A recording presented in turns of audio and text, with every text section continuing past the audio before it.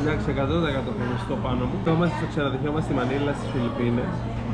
Δείτε αυγό. Για κάποιο λόγο είναι έτσι. Νομίζω είναι pickled αυγό.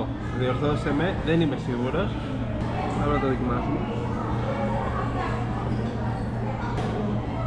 Δεν έχει τόσο αυγουλίλα σαν γεύση.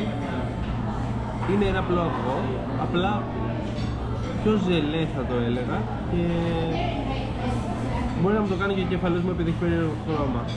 Δεν έχει διαφορά νομίζω. Άλλο ένα περίεργο πράγμα που βρήκα στο μπουφέ τους, δράκι μου.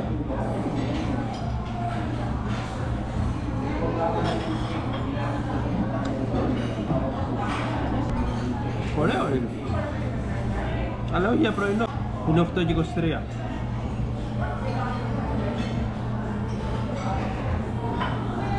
Εντάξει, 100% στο πάνω μου. Και λίγο καρπούζι για το σβήσιμο.